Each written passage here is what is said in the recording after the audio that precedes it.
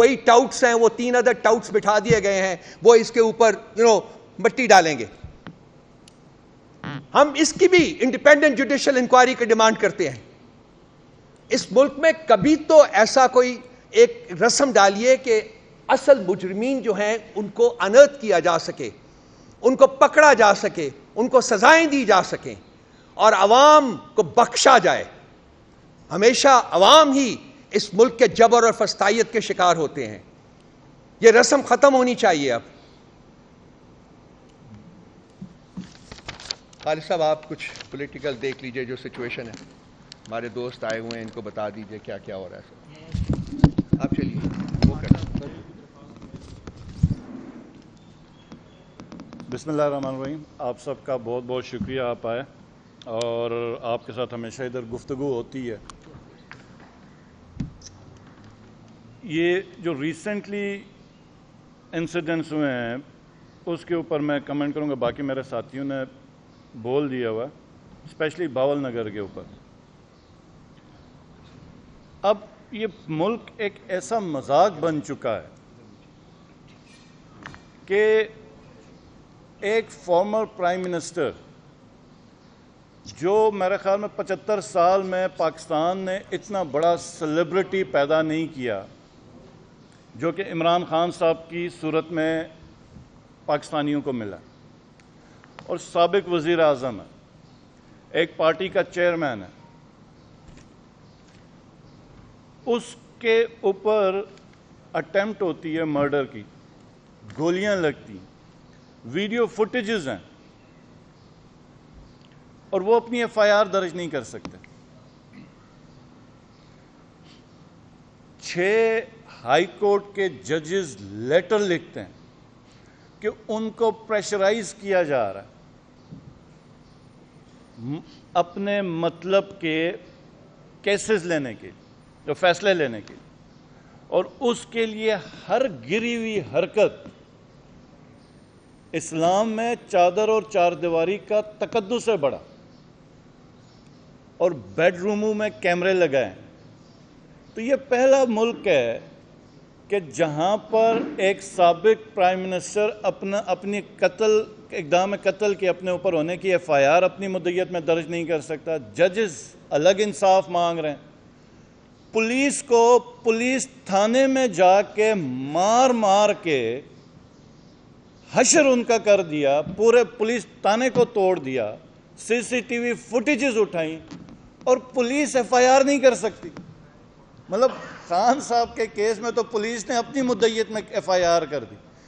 ادھر تو اتنا نظام بے بس ہے کہ اپنی مدعیت میں بھی یہ ایف آئی آر نہیں کر سکے. تو اب ایسا جس وقت عالم ہو، حکومت ایک فارم 47 کے اوپر بنی ہو، تو آپ کس سے بات کریں گے؟ یہ تو پورا سسٹم مذاق ہے. میں عمر ایوب صاحب کو اور رؤوف حسن صاحب کو اکثر میں اب کہتا رہتا ہوں کہ ہمیں پارلیمنٹ میں کچھ کامیڈینز بھیجنے چاہیے، کیونکہ ان لوگوں کے ساتھ ہم تو آرگیو ہی نہیں کر سکتے، کوئی ڈائیلاگ ہی نہیں ہو سکتا.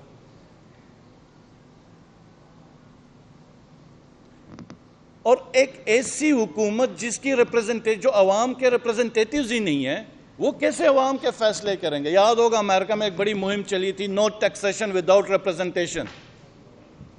جی بی میں بھی آج ٹیکس کا ایک بہت بڑا ایشو ہے. وہ یہی کہتے ہیں کہ نو ٹیکسیشن وداؤٹ ریپرزنٹیشن، کہ آپ ہم سے فائنینشل، آپ ہمارے سے کٹوتیاں کریں، چیزیں کلیکٹ کریں.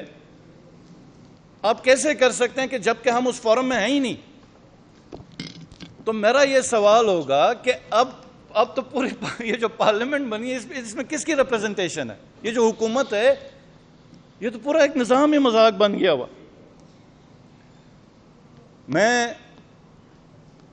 اب آگے مین 9th آ رہا ہے، 1 سال اس کا کمپلیٹ ہونے والا، اور اس 9 مئی کی آڑ میں جو کھلواڑ کیا گیا ریاست کے ساتھ، کہ سب سے اہم ادارہ ہماری فوج ہے.